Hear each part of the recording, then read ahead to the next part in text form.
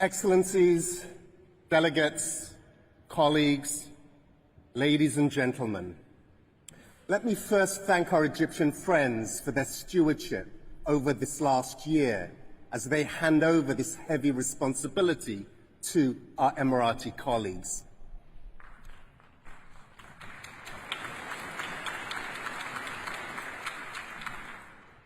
And let us be clear, this is a heavy responsibility.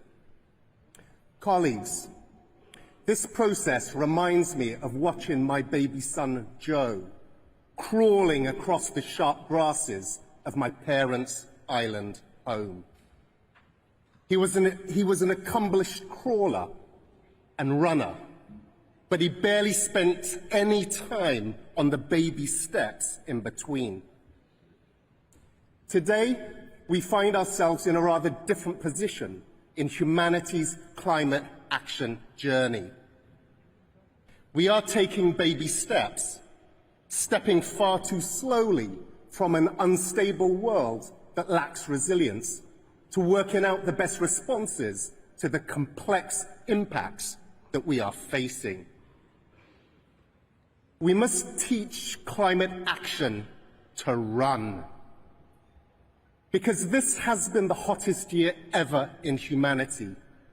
So many terrible records were broken, and we are paying the price with people's lives and livelihoods.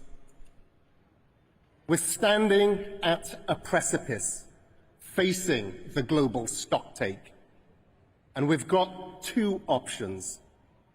Either we can note the lack of progress, tweaking our current best practices, and encourage ourselves to do more at some other point in time. Or we decide at what point we'll have made everyone on the planet safe and resilient. We decide to fund this transition properly, including the response to loss and damage. And we decide to commit to a new energy system.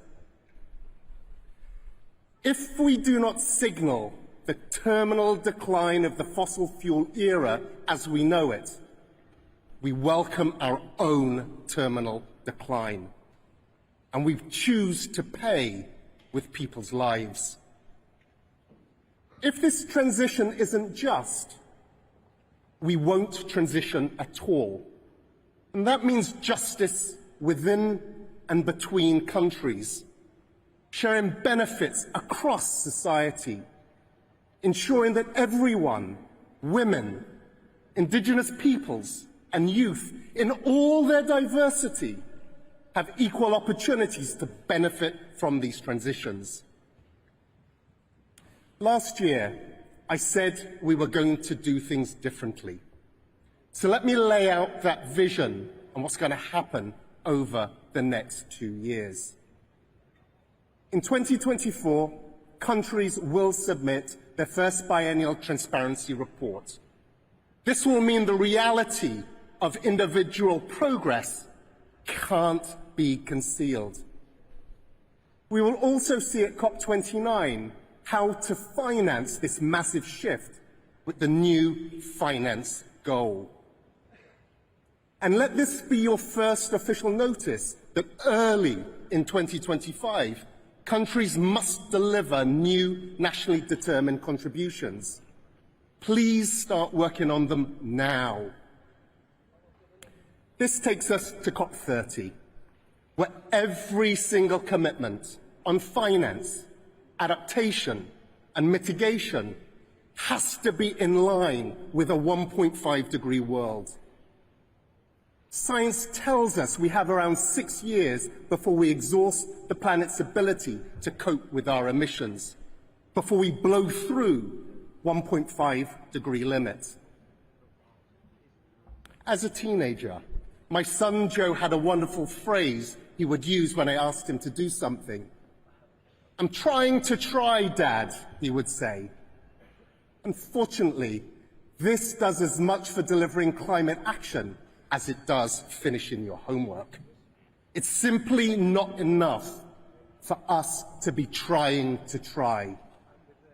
And I'm not using my son as an example to suggest that it's his generation's responsibility to save us from the scourge we face.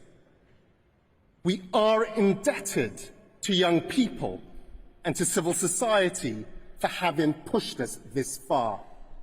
They're looking at us to take responsibility for speeding things up. So let's be transparent in the actions and the decisions that we take here with each other. And in that spirit, delivering on the promise I made on accountability, the UNFCCC has reformed the badging system. Every participant at this COP is already publicly listed. The whole world knows who's here.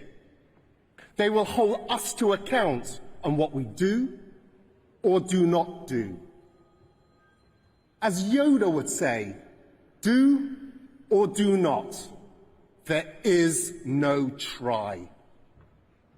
Yes, this is the biggest COP yet, but attending a COP does not tick the climate box for the year. The badges around your necks make you responsible for delivering climate action here and at home.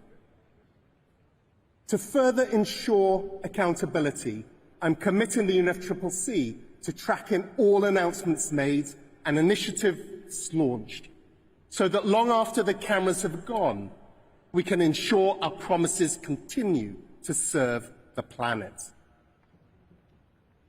Dear delegates, the UNFCCC, as custodians of this process, is here as the impartial facilitator. Remember this: behind every line you work on, every word or comma you wrestle with here at COP, there is a human being, a family, a community that depends on you. Turn the badges around your necks into a badge of honor and a life jacket for the millions of people you are working for. Accelerate climate action. Teach it to run. I thank you. Shukran.